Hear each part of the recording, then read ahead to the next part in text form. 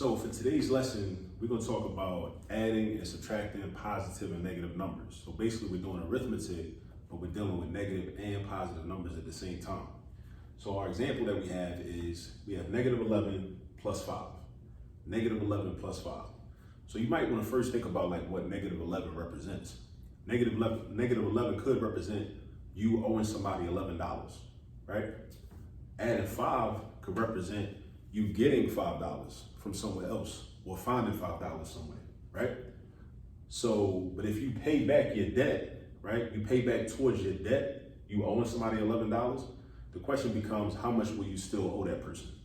That's one way to think about it. That's like a practical way to think about negative 11 plus 5, right? So if you owe somebody $11 and then you paid them the $5 that you got, because plus 5 means you got $5. Negative 11 means you already owe somebody $11, right? Plus 5 means you got $5, but you did the right thing, which is you paid that $5 to that person that you owed, right? To pay down your debt, all right? So y'all could be squared up and everything, or getting closer to being squared up.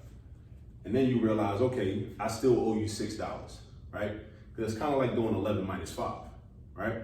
You still owe $6. So that means the answer to this question would be negative 6, all right? That's one way of looking at this problem. But let me show you another way to look at this problem. We're going to use something called the number line, all right? So I already got my number line already drawn up right here, right? So this is my number line, and I have the number we start with, which is negative 11, drawn right here, right? And then I got some spaces marked off. I didn't number the spaces, but just know that those represent spaces that are equal to 1 unit. So if this is negative 11, think of this as negative 10, negative 9, negative 8, negative 7, and so on and so forth, until we get to 0 right here. When I use a number line, I typically don't number all the spaces. What I do is I number, or at least I identify the first number in the problem, right, which is negative 11, which I have here. And I also like to label 0, because 0 is the dividing point between the positives and the negatives. So that's what I like to do, all right? So think about this. Whenever you're using a number line, right, when you're doing addition, the addition sign is telling you which direction you need to move in, right? If it's a plus sign, that means you move to the right on the number line. If it's a minus sign, that means you move into the left on the number line. So basically it's like this.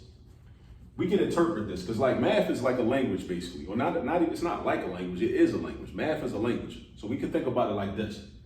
This is the starting point. The first number is your starting point. Whether you're doing addition or subtraction, it don't matter.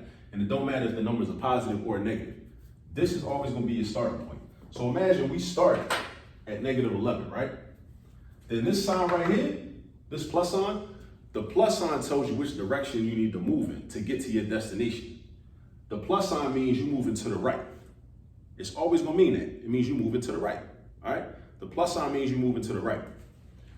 This second number tells you how many spaces you're gonna move. So this tells you how many spaces. That means we're gonna move 5 spaces to the right. So we start at negative 11, we move 5 spaces to the right.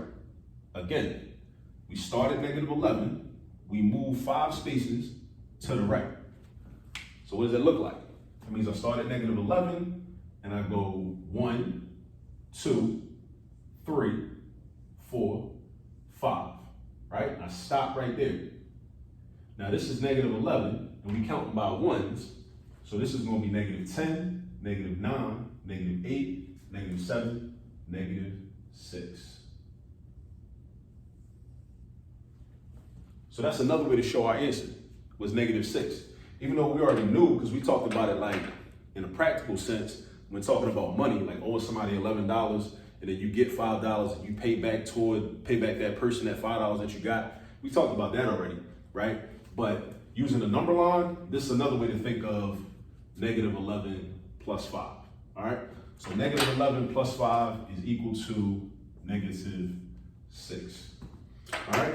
Now, next thing for you to do so that you don't forget how to do this process is go ahead and practice a bunch of examples that look similar to these with different numbers, switch it up, put some minus signs in there. If you don't have a textbook, you don't have a homework assignment to work through, make up your own problems. You know, start with some positive numbers, put some minus signs, put any number you want, you know?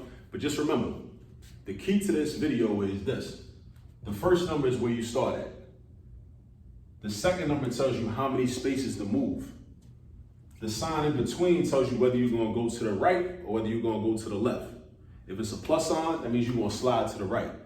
If it's a minus sign, that means you're gonna slide to the left. All right? Those are the key elements, and I hope this helped. Until the next video, go get some practice.